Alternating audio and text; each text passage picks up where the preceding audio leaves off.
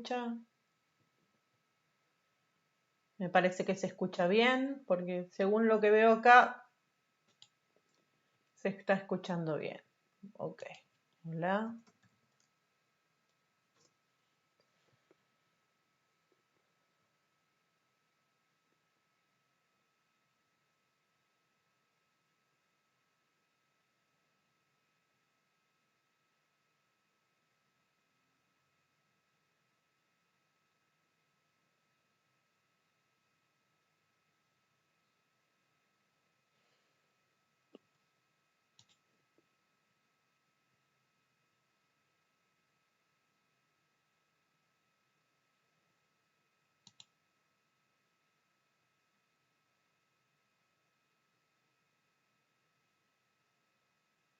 Bueno. Bueno, bienvenido al único espectador que tengo. No sé si es espectador o espectadora, pero bueno. Este webinar dedicado a los años a las carreras que no son primer año y las carreras de ciencias de la educación. Ya hemos tenido otros webinares, supongo que yo por eso, digamos, la baja del número de espectadores, pero no importa. Estos webinares quedan grabados para que estén disponibles cuando lo necesiten usar y ver y demás. Así que, nada, los vamos a hacer y vamos a grabar el video para que esté disponible para que lo puedan ver. Bueno, vamos a empezar.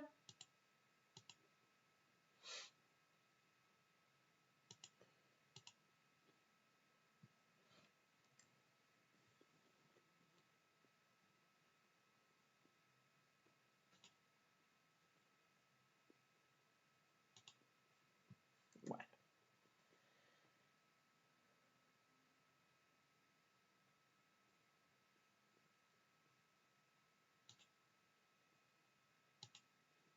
Bueno, estamos listos. Vamos a empezar con la transmisión de este webinar que se llama Consejos Prácticos para Estudiantes Virtuales. Yo me presento, soy la profesora Fabiana Pérez, jefa del Departamento de Educación a Distancia, además de ser docente e investigadora de la facultad.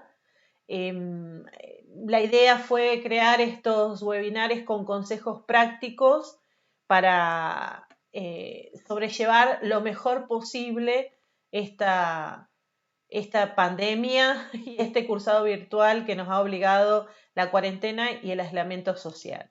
Entonces, de lo que vamos a hablar hoy es fundamentalmente de todo lo que tiene que ver con la llamada alfabetización digital, ¿sí?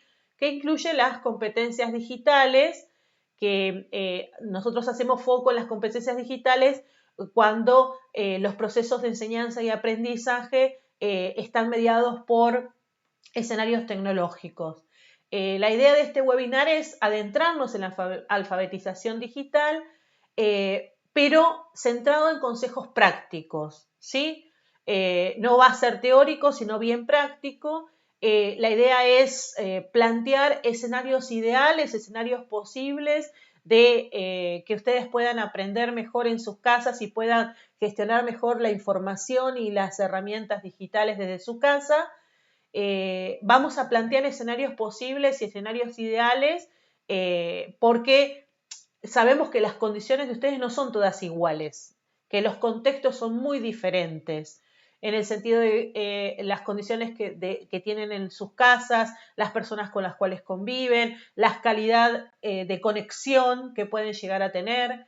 Nosotros yo no es que voy a olvidarme de todas esas diferencias, pero sí voy a plantear escenarios ideales para que sirvan como guías con estos consejos, como orientación a las prácticas que ustedes van a tener en el día a día de los cursados, ¿no? Entonces, cuando hable de las competencias digitales y de los posibles escenarios, son orientativos, un lugar para llegar, son ejemplos. Después ustedes tienen que pensar y pensarse en sus condiciones de posibilidades específicas que implica esta cuarentena y este escenario de aislamiento en casa, ¿no? Tan necesario. Bien, entonces, empecemos hablando de algo muy importante, que es la asistencia a los encuentros sincrónicos. Nosotros en los entornos virtuales vamos a tener herramientas y recursos que pueden ser separados de dos maneras bien diferentes. Los recursos sincrónicos y los recursos asincrónicos. Los recursos y herramientas sincrónicas son aquellas en las cuales se produce la comunicación, en este caso entre docentes y estudiantes, entre los propios estudiantes, en el mismo tiempo. O sea, para que se produzca sincrónicamente, los participantes tienen que estar conectados y tienen que estar en el mismo espacio virtual para poder realizar esa conexión. Como estamos, por ejemplo, nosotros ahora, ¿sí? Yo estoy transmitiendo y ahí alguien me está viendo y entonces si queremos intercambiar, podemos hacerlo a través del chat, es en vivo, lo que se llama en vivo. Y por otro lado están los recursos asincrónicos, ¿sí? En los cuales no es necesario que los participantes estén conectados en el mismo momento, ¿sí? No son en vivo. Entonces, esto es importante tenerlo en cuenta porque, por ejemplo, los asincrónicos son los foros, ¿sí? O son diferentes actividades que les plantean los docentes que pueden incorporar mensajes entre ustedes o con los docentes y que, digamos, ustedes tienen que tener en cuenta esta diferencia para saber si se ponen, digamos, esperan, están ahí esperando la comunicación esa directa o no. Cuando hablamos de asistencia sincrónica, a lo que me refiero fundamentalmente es a la asistencia a los encuentros virtuales de las videoconferencias, ¿sí? A las clases en videoconferencia que les proponen los docentes, que pueden ser a través de Zoom, de Jitsi, que pueden ser, diferentes servicios de Meet, y que son estos encuentros que les proponen los docentes en los cuales ustedes tienen que asistir o conectarse en un momento determinado, en una fecha determinada. ¿Y por qué es importante esta asistencia? ¿Sí? Esta asistencia es importante porque los contenidos, primero, por los contenidos en las cuestiones que plantean los docentes en esas clases, ¿sí? Además de la posibilidad de preguntar. Pero también son muy importantes por la posibilidad de verse cara a cara, ¿sí? De experimentar algo de ese contacto al que estamos acostumbrados de muy chicos en lo educativo, en la educación tradicional, y viéndonos, interactuando en vivo y en directo, de a poco se va a ir esa sensación de extrañamiento que implica la virtualidad, ¿no? Fundamentalmente por falta de costumbre. Nosotros de lo que estamos acostumbrados es a la presencia y al verse, ese verse cara a cara. Entonces, por eso es importante asistir a las clases sincrónicas. Ahora, ¿cómo vamos a encarar esa asistencia? ¿Qué vamos a hacer cuando asistimos a esas clases sincrónicas? Y esta estructura que presento hoy de qué hacer en cada caso se va a repetir con todos los recursos. Tenemos 3 etapas, ¿sí? El antes, el durante y el después. O sea, ¿qué hago antes? ¿Qué hago durante? ¿Y qué hago después? En el antes de esta asistencia, lo fundamental es saber, ¿sí? qué día y qué fecha. O sea, es saber que, tener agendado el día y la fecha que es la clase sincrónica. Para preparar además el lugar. Cuando hablo preparar del lugar, me refiero a como estamos conviviendo en este aislamiento, en la casa, convivimos con nuestra familia, compartimos los espacios. Si nosotros sabemos que vamos a tener una clase virtual en vivo, le avisamos a las personas, preparamos el lugar, decimos, bueno, yo de tal hora a tal hora voy a asistir a esta clase, ¿no? Si hay chicos que los cuiden, que los cuide la gente que convive con nosotros, digamos, preparar el lugar para estar en la medida de lo posible los más tranquilos para asistir a esa clase. También es importante el tema de preparar los aparatos tecnológicos. Es decir, yo tengo que antes probar si funciona el micrófono, si funciona el audio, ¿sí? de los aparatos que utilizo. Y también es recomendable, supónganse que ustedes los citan por Zoom, por Jitsi, por Google Meet, cualquiera de los servicios de estos de streaming. Es importante que entren antes, si nunca lo han hecho, para saber si la dirección que tienen está bien, cómo es el programa, digamos, para que este extrañamiento no sea tanto durante el periodo de esa clase virtual en la que lo citan los profesores. Eso con respecto a las competencias digitales. Ahora vamos a el tema de académico.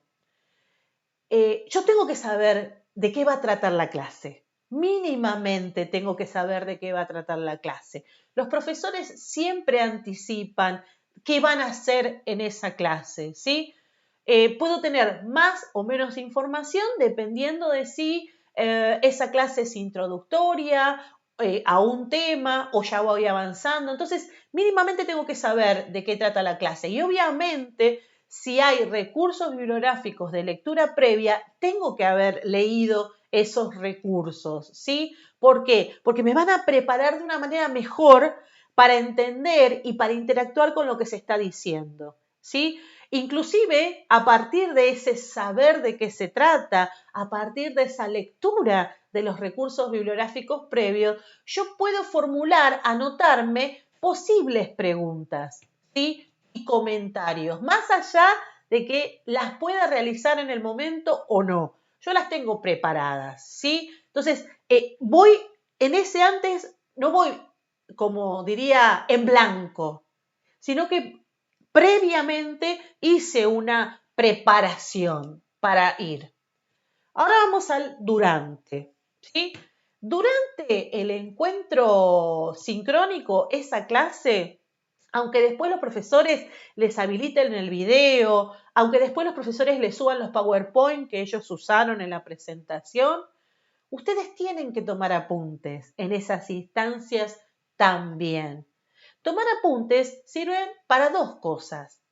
Primero, para estar en una actitud de atención, de concentración de lo que se está diciendo. Tengan en cuenta que si ya en las clases presenciales es difícil mantener la concentración, imagínense en la casa, con personas dando vueltas, con el perro que ladra, con el vecino que pone música, con el celular todo el tiempo conectado que tenemos al lado de la computadora. Entonces, el tomar apuntes nos pone atentos, nos pone en una actitud de escucha atenta, ¿sí? Eso por un lado. Y por otro lado, no es lo mismo que nosotros leamos un texto o veamos un PowerPoint con los mismos contenidos que nos presentan en la clase, a que estemos escuchando y viendo al profesor. Se ponen en juego otros elementos sensoriales que intervienen también en la comprensión de lo que se está diciendo, ¿sí? Los ademanes, la forma de decirlos, y además ustedes van conociendo también a los profesores, hacia dónde apuntan, ¿sí? Hacia qué quieren, cuál es la intencionalidad de lo que está diciendo y de su propuesta educativa, ¿sí? Entonces, eso es importante, por eso es importante también tomar apuntes. Ahora, ¿qué van a apuntar? Bueno, en principio, el apunte no es una transcripción. Ustedes no tienen que transcribir tal cual lo que se está diciendo, sino que tienen que ir plasmando lo que ustedes van comprendiendo de lo que se está diciendo, ¿sí? Es el resultado de lo que escuchan, las relaciones que ustedes hacen, ¿sí? De lo que escucharon o las consultas y los comentarios de eso que vieron. Pueden ser conceptos que ustedes consideran importantes, pueden ser preguntas sobre determinados temas, etc. Repito, no es una transcripción porque necesita de una acción concreta de ustedes y por eso es el tema de la atención. Bien, ahora, ¿qué pasa después? Bueno, después y no muy lejano al momento en que que ustedes asistieron a esa clase virtual, lo que hacemos es un resumen de la clase. Ustedes dirán, pero ¿cómo? Si ya tomamos nuestros apuntes. Bueno, el resumen no es el apunte. El resumen es el resultado del proceso de relación que ustedes hacen entre la lectura previa, el material textual de la clase que nos proporcionan los docentes y los apuntes que hicimos de esa clase. En el resumen, lo central no es lo que dijo el profesor en esa clase, sino lo que se dijo del tema enriquecido por todo el trabajo que ustedes hicieron antes, leyendo la bibliografía, durante, tomando los apuntes y leyendo más bibliografía, y entonces eso es el resumen de la clase, porque ya no es el resumen solo de la clase, sino del tema que se presentó. ¿Se entiende la diferencia? Por un lado es el apunte y por el otro lado es el resumen. ¿Sí? Esta diferencia y estas técnicas de estas estrategias de estudio no sirven solamente para estos encuentros sincrónicos, sino que también sirven para todo lo que ustedes vayan estudiando, en el sentido de que pueden hacer resúmenes de determinados temas de determinadas unidades o pueden hacer resúmenes de determinadas unidades, ¿sí? Pero el resumen es eso, es un proceso de relación entre todo el trabajo que hicieron, ¿sí? Bien. Ahora, vamos al tema del almacenamiento, de cómo se organizan, ¿no? Cómo hacemos y cómo vamos registrando el apunte, el resumen, y esto sirve también, volvemos, para todas las estrategias que ustedes utilizan y no solo con las clases sincrónicas. Bien, tenemos dos maneras, dos estrategias que podemos usar, dos formas, la análoga y la digital. Cuando hablo de análoga, hablo de la física, o sea, la de la carpeta, la del papel, la de la caja donde guardo las cosas, ¿sí? Mi consejo es que en este contexto de pandemia confíen en lo que vienen haciendo. Si a ustedes les funciona el tema de tener su organización de los contenidos y de los recursos de la asignatura en forma física, sigan haciéndolo en la medida de lo posible. No intenten cambiar absolutamente todo de golpe. No intenten llenarse o empezar a aprender a usar aplicaciones del celular donde escanean o, digamos, software de la computadora. No. En la medida de que ustedes puedan elegir seguir haciendo lo que venían haciendo y les funcionaba, sigan haciendo eso. En la parte análoga, los primeros, digamos, lo más recomendable siempre es en la organización identificar las cosas, ¿sí?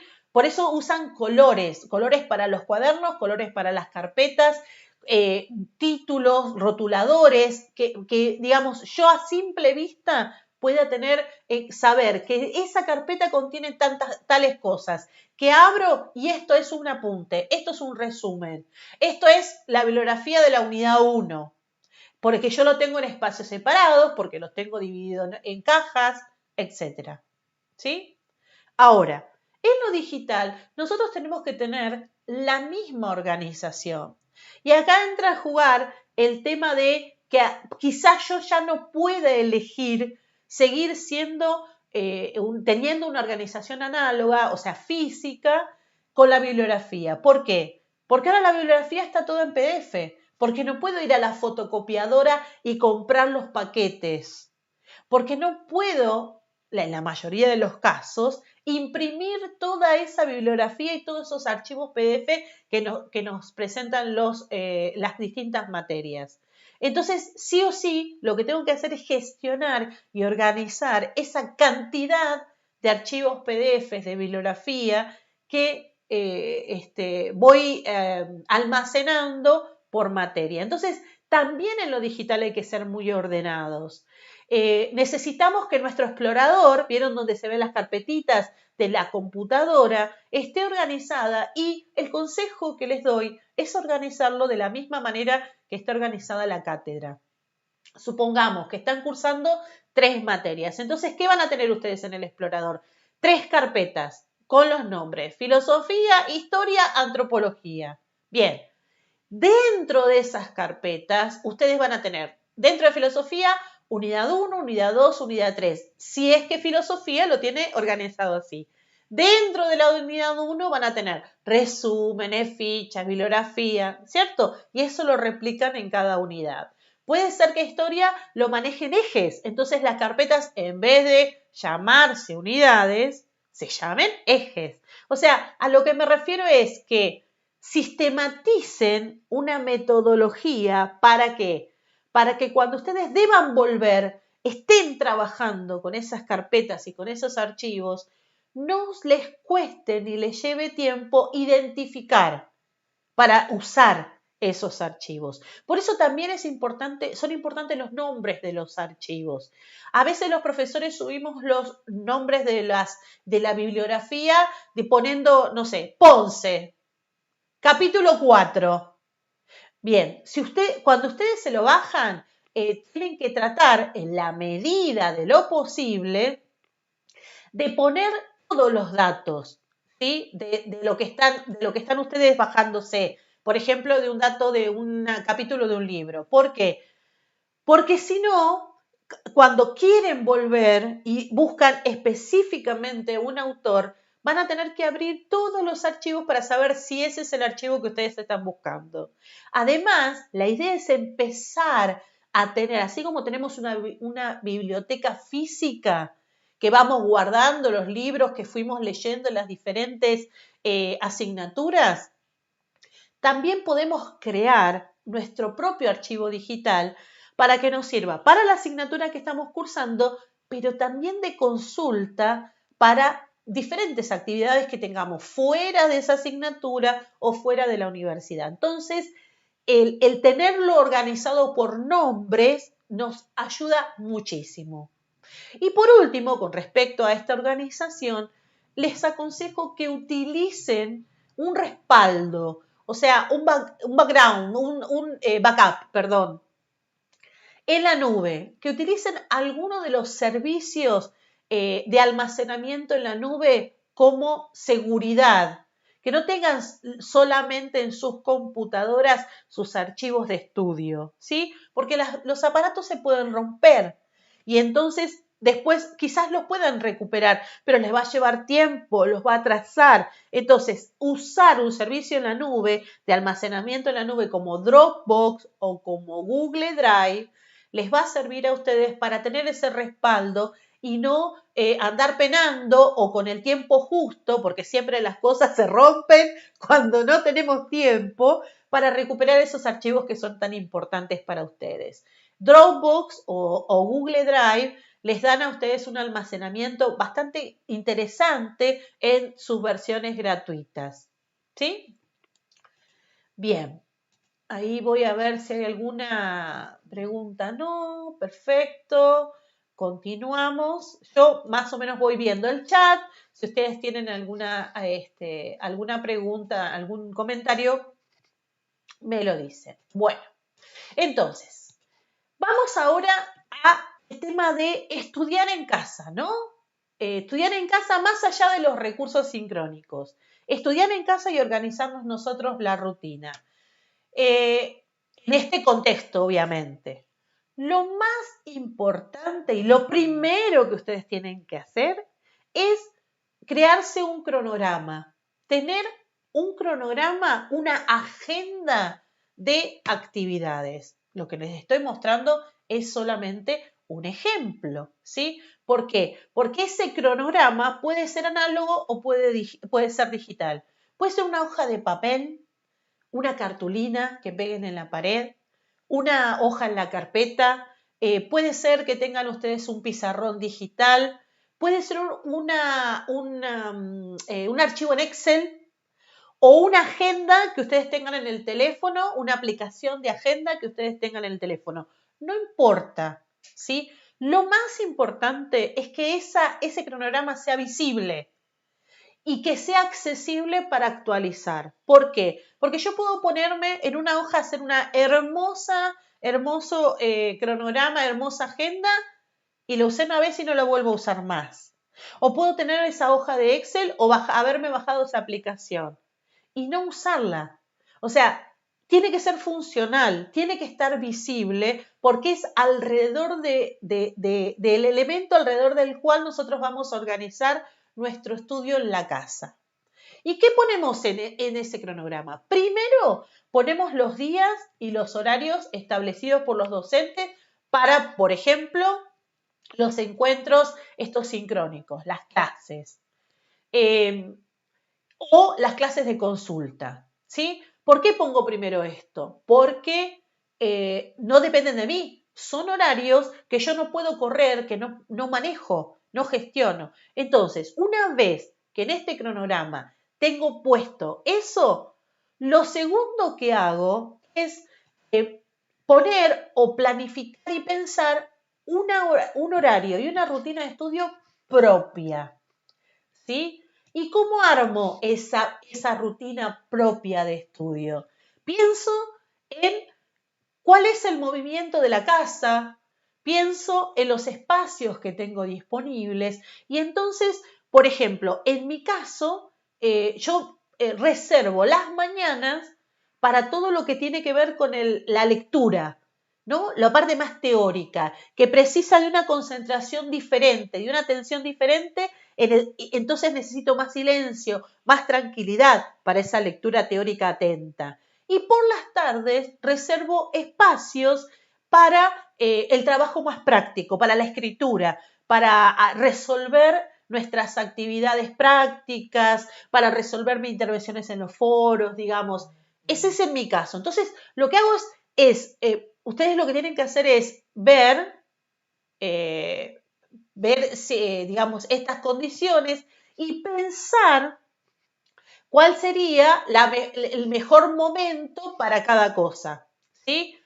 Esta es la estructura que ustedes arman. Por supuesto que dependiendo de las actividades que hagan, van a utilizar más o menos tiempo, depende de si tienen que estar preparando un parcial, si tienen que estar con compañeros compartiendo, ahí tienen que negociar, ¿sí? Si tienen que trabajar colaborativamente para hacer un trabajo práctico. Entonces, esa flexibilidad es posible, ustedes la van a ir modificando a medida que van necesitando, pero la estructura tiene que estar.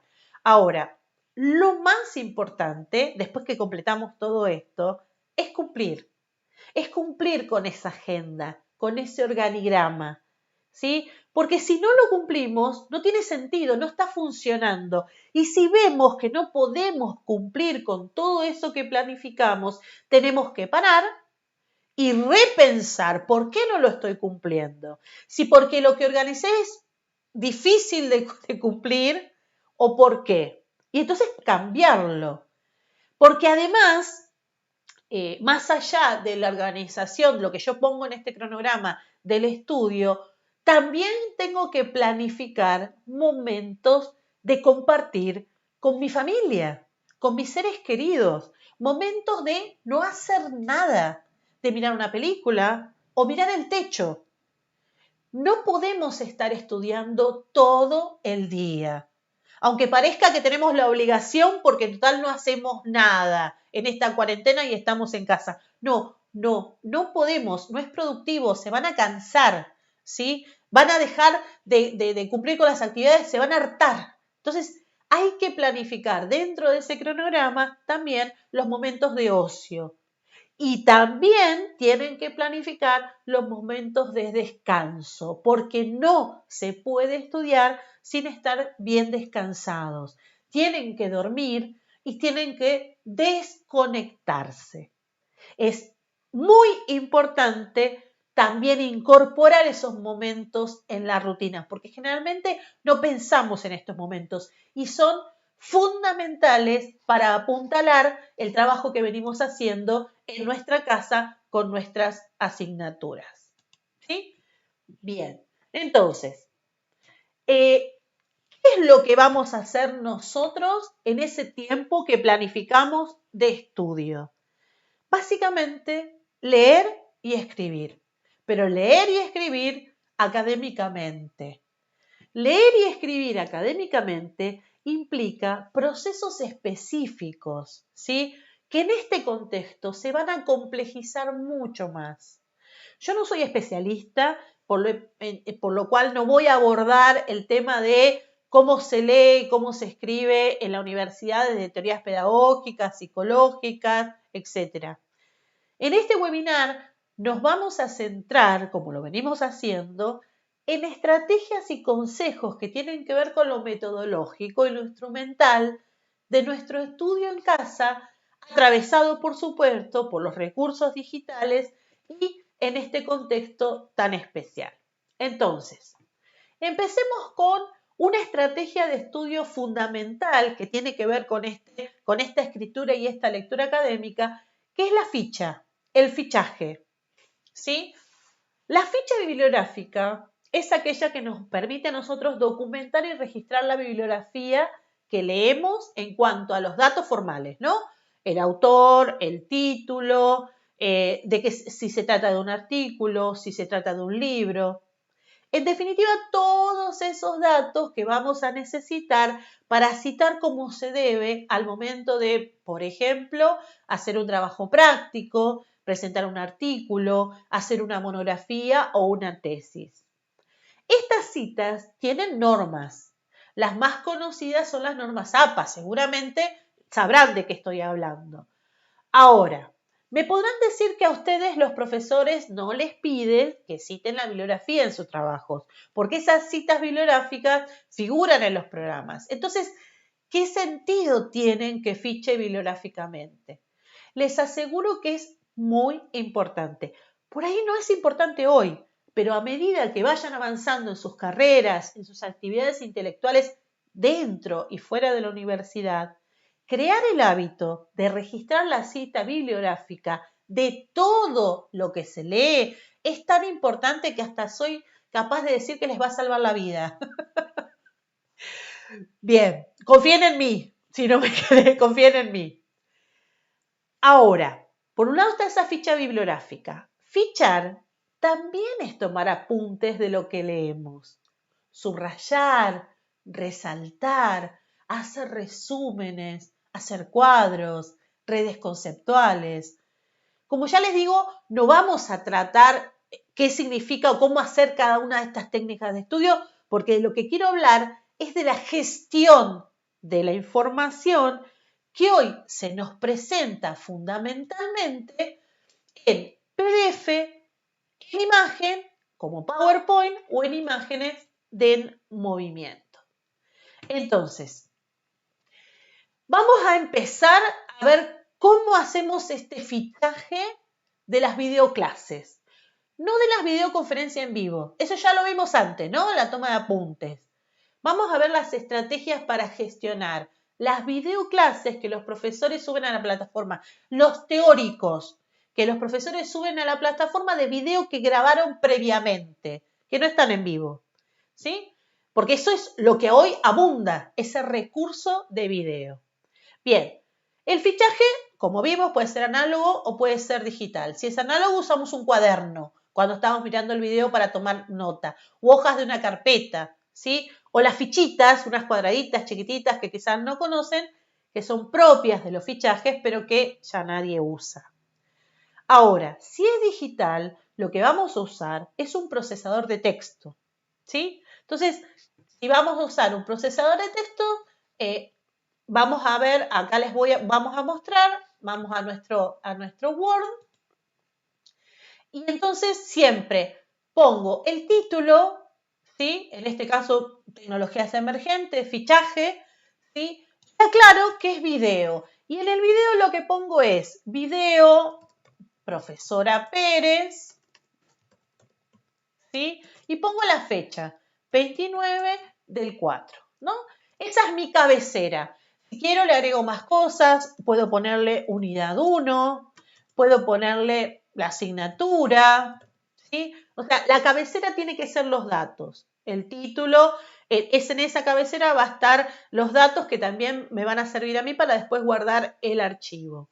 Bien, ahora yo empiezo a ver el video y nada, lo mismo que cuando decíamos los apuntes del sincrónico, tomo nota, me llama la atención o quiero apuntar sobre un concepto, ¿no? Entonces, ¿qué hago?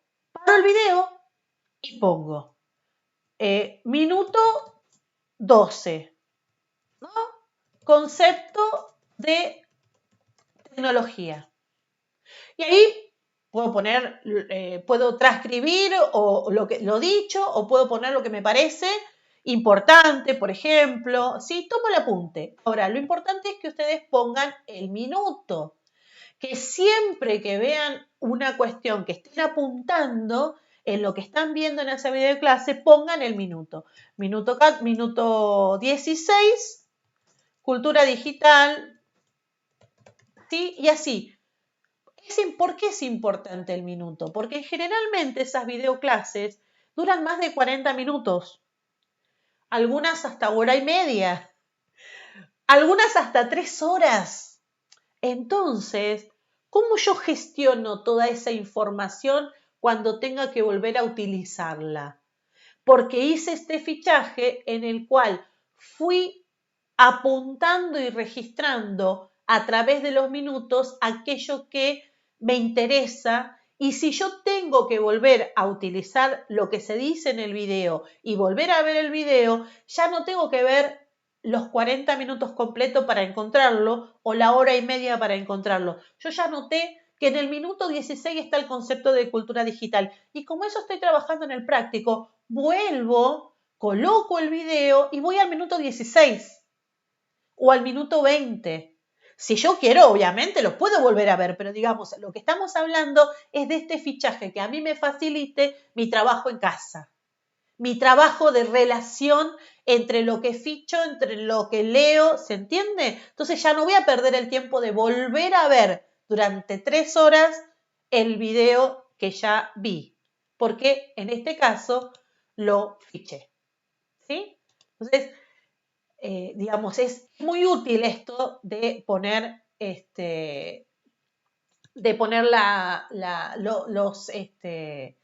los minutos. Voy a ver si hay algún... Gracias, Joaquín, todo claro. Ya tenemos 5 espectadores, muy bien. Recuerden que esto queda grabado. Bien, entonces, para que los compañeros, si ustedes tienen compañeros que lo quieren ver, va a quedar grabado para que esté disponible. Bueno, vamos ahora a el PDF. Los PDF, digamos, toda la bibliografía, nosotros la vamos a encontrar fundamentalmente en PDF. El PDF es un formato de almacenamiento de datos, ¿sí? Creado por Adobe, una empresa que crea diferentes formatos, que esta empresa creó el formato de almacenamiento y que se usa cuando digitalizamos un libro, cuando se escanea un documento, etcétera. Y es lo que ustedes van a usar fundamentalmente. Ahora, desde el punto de vista de lo que ustedes van a gestionar como información, tenemos dos cosas que podemos hacer o no podemos hacer con el PDF. Tenemos archivos que podemos editar y archivos que no podemos editar. Los archivos que podemos editar en general pasaron por un proceso de OCR, que es reconocimiento óptico, en el cual distinguen palabra por palabra y letra por letra. Por eso nosotros lo podemos subrayar, cuando hablo de editar significa subrayar, resaltar. Podemos seleccionar para copiar y pegar y podemos agregar comentarios. Pero también nos vamos a encontrar con archivos PDF que no se pueden editar, que están en un formato de imagen que no permite haber pasado por OCR, ¿sí? Entonces, vamos a verlo, ya les mostramos, acá nuestro PDF estaba, vamos a nuestro PDF. Yo lo que uso, digamos, todas las computadoras tienen algún programa de lector de PDF, ¿no es cierto? Instalado, tanto en las computadoras como los celulares, que vienen por defecto, que ustedes no tuvieron que bajarse nada, simplemente cliquean sobre el PDF y entonces se les abre, ¿sí? Yo el que uso es el Adobe Acrobat Reader DC, porque, digamos, me es bastante, tiene aplicaciones que son bastante interesantes para esto de subrayar, copiar y pegar, ¿sí? Bastante, digamos, me dejan hacer bastantes cosas en el momento de la edición. Entonces, si recordamos esto de que había PDFs editables y PDFs que no, este que les estoy mostrando a ustedes es un PDF editable. ¿Por qué digo que es editable? Porque si yo al PDF, por ejemplo, lo señalo acá, ¿qué puedo hacer con esto? Yo señalo, yo puedo. Esta es la herramienta de resaltado, ¿sí? Puedo resaltar, puedo subrayar, puedo escribir e incluso lo que puedo hacer es seleccionar un párrafo. Volvemos a la herramienta de selección. Podemos seleccionar un párrafo, copiarlo, ir a mi Word, ¿sí? Porque yo tengo que estar trabajando simultáneamente, si lo hacemos digital obviamente, con el Word y el PDF, ¿sí? Entonces, voy a mi Word y en el Word, ¿qué tengo para fichar estos PDF? La cabecera. En la cabecera pongo el título, ¿sí? Y los datos bibliográficos, tal como los habíamos nombrado en el APA, ¿no? Y acá empiezo a escribir sobre lo que me parece, mi comentario sobre y demás. Pero si yo quiero transcribir un párrafo completo de ese PDF, en ese editable lo puedo hacer. ¿Recuerdan que hicimos copiar? Bueno, ahora acá hacemos pegar. Y ya tengo acá, arreglo el formato, digamos, pero tengo pegado tal cual, transcripto, ¿sí? Lo que decía el texto. Entonces yo en ese tengo, por un lado, el archivo PDF subrayado y por el otro lado fui sacando para mi fichaje en el procesador de texto partes completas, que hasta puedo yo utilizar en formato de cita, ¿verdad? Bueno, volvamos al PDF entonces. Fíjense este archivo PDF que solemos encontrarnos. Este archivo PDF yo no lo puedo editar. No puedo copiar y pegar. ¿Por qué? Porque si yo lo quiero seleccionar, fíjense lo que pasa. No se puede, porque no acepta la calidad de la imagen, no acepta pasar por ese reconocimiento óptico. Entonces, lo único que puedo hacer en algunos casos es subrayar, ¿sí? Y no, ¿ven? Solamente resaltar, perdón, no subrayar, solamente resaltar. Bien, ahora, ¿qué pasa si yo quiero hacer lo mismo que hice en el caso anterior con respecto a copiar, transcribir un párrafo entero para tenerlo en mi fichaje? Bien, tengo dos opciones. O lo transcribo tal cual, o sea, voy copiando y escribiendo. Supónganse que yo quiero transcribir esta parte que está debajo del título. Entonces me voy a mi Word, ¿sí? A mi fichaje, ahora se los muestro. Me voy al fichaje que tengo en el Word y empiezo a escribir, copiando. Lenin dijo, sí, Bien, esa es una opción. Cuando son los párrafos muy largos, tenemos un problema ahí. Entonces, hay una opción. Vuelvo a mi PDF, ¿sí? En realidad, vamos a la presentación porque yo les quiero mostrar qué tecla voy a usar. Vamos a la presentación.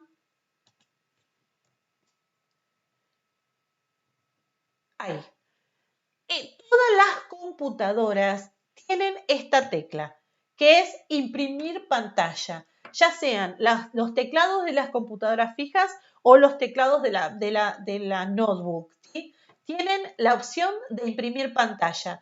¿De qué me sirve a mí cuando estoy fichando y utilizando el PDF? Es muy facilito. Si yo ahora vuelvo a mi PDF, ¿sí? Este PDF que no es editable, lo que hago es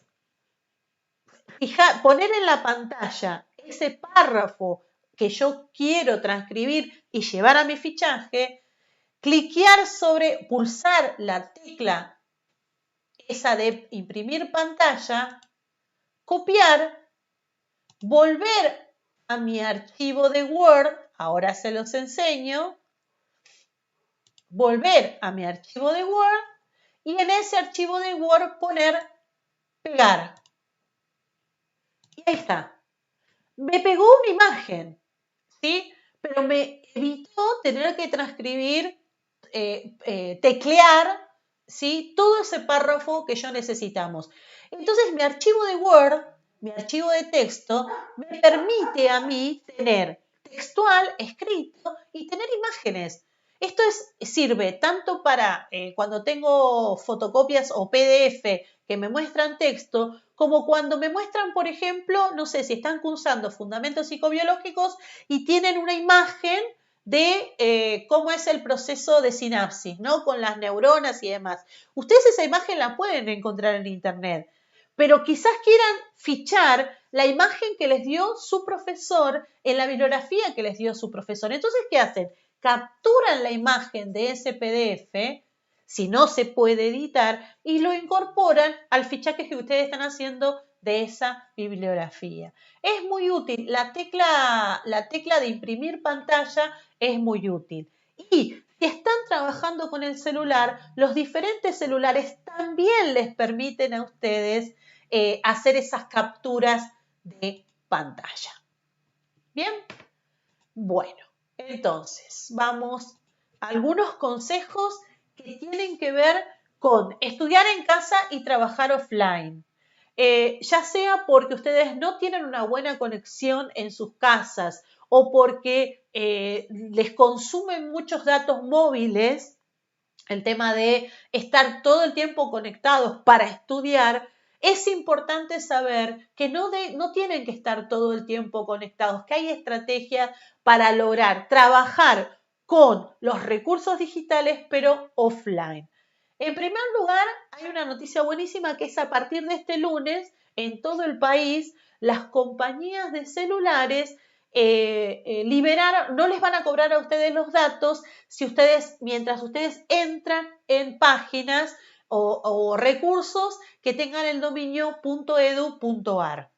Eso incluye PEDCO, nuestra plataforma digital, e incluye las plataformas digitales de todos digamos, las universidades nacionales. Entonces, cuando ustedes se tengan que bajar la bibliografía de PEDCO, de esas plataformas, no les va a consumir datos móviles, ¿sí? Entonces, esa es una muy buena noticia.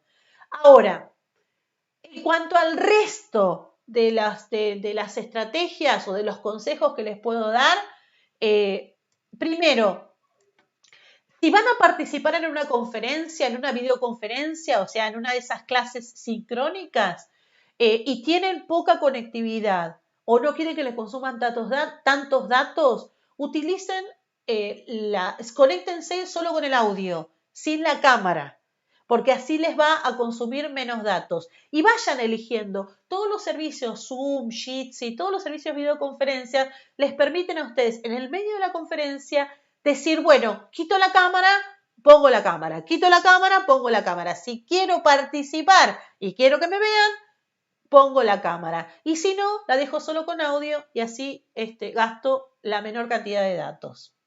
Por otro lado, ustedes lo que pueden hacer también es, si tienen que leer algo, una búsqueda en internet que tengan que hacer de alguna cuestión que les propongan los docentes, ustedes pueden hacer, no tienen que hacer todo el trabajo conectados.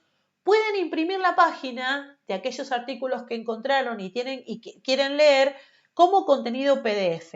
¿Cómo hacemos? Vamos a ver, ya se los muestro, ¿sí? Ahora se los muestro. A ver. Bien. Por ejemplo, acá estamos en una página, ¿no? Entonces, supónganse que ustedes les tienen que buscar sobre cultura digital. Entonces, buscan diferentes páginas, encontraron esta, y en vez de ponerse a leer en vivo, ¿sí? Desde la página, conectados a internet, puede ser muy largo, ¿sí? Van a tardar mucho más. Si ustedes buscan, encuentran, tienen que leer, vuelven a buscar, no. Buscan y todo lo que encuentran lo imprimen en PDF. Todos los navegadores les permiten a ustedes esta opción. Abro, el Firefox también se los permite, y poner imprimir, ¿sí?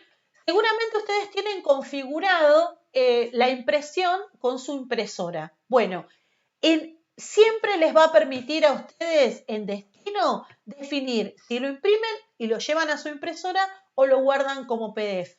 En este caso, yo lo guardo como PDF y lo tengo en ese paso, o sea, tengo que guardarlo en mi computadora, y lo que va a pasar que lo que hice fue generar un archivo PDF que después offline, sin estar conectado, lo puedo tratar igual de como lo tratamos o como vimos que tratábamos el fichaje en PDF. ¿Se entiende? Entonces yo lo primero que digamos, para no gastar tantos datos y para no estar todo el tiempo conectados, porque además también comparto las conexiones con mi familia, lo que hago es eso, una búsqueda. Primero busco y no me detengo a leer conectado. Busco, guardo en PDF. Busco, guardo en PDF.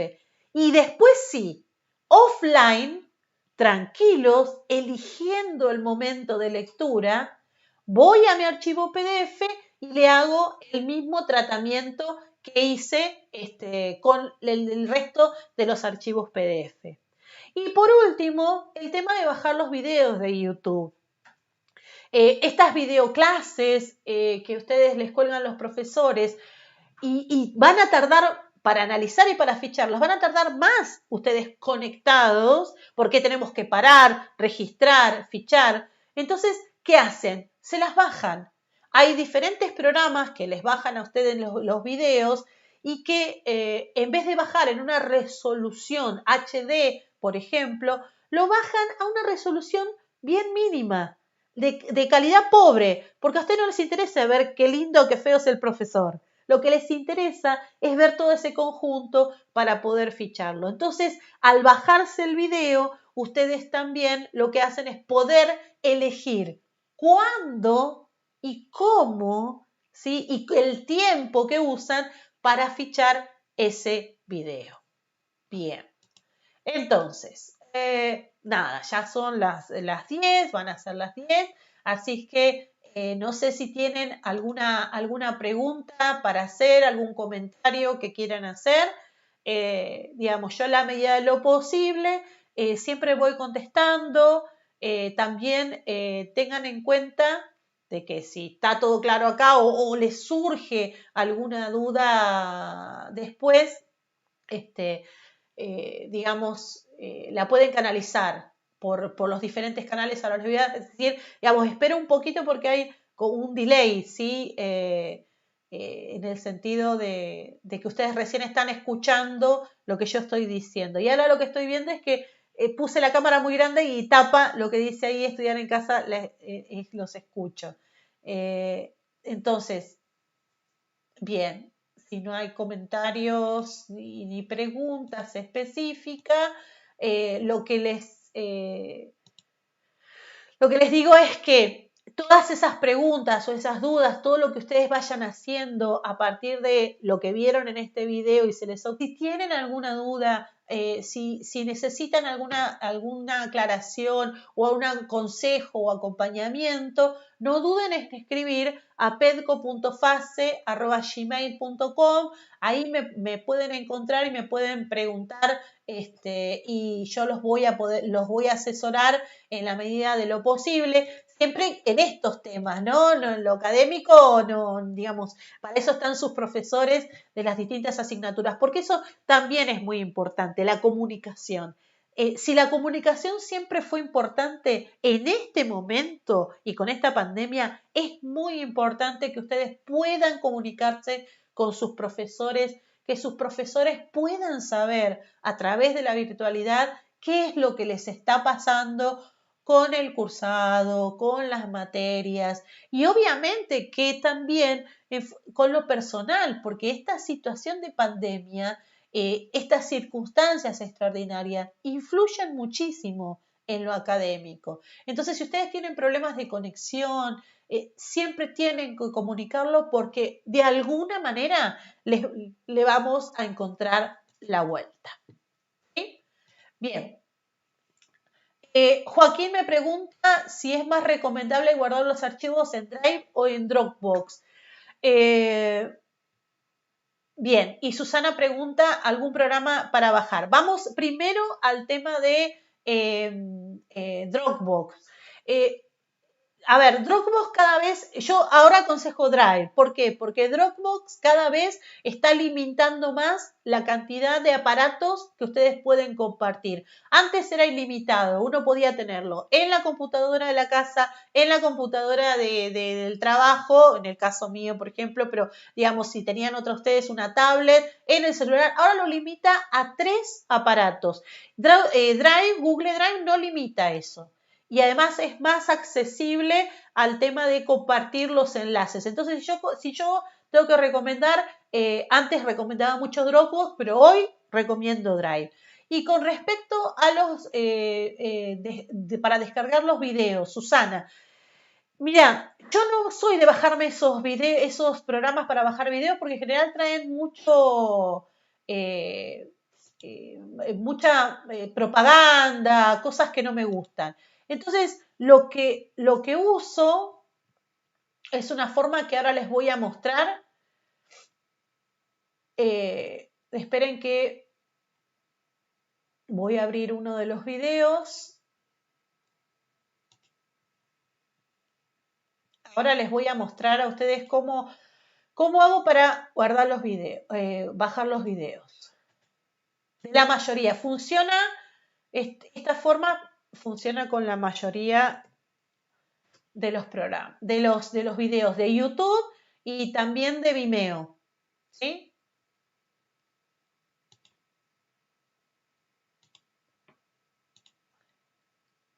Ahora ya estoy abriendo. Esperen que quiero mostrárselos. Estoy tratando de poder descargarlo.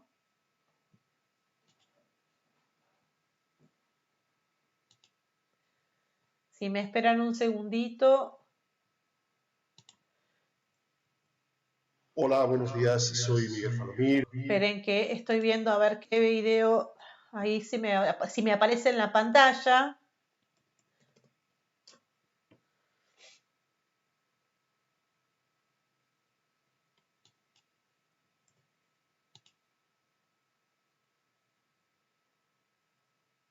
Bien.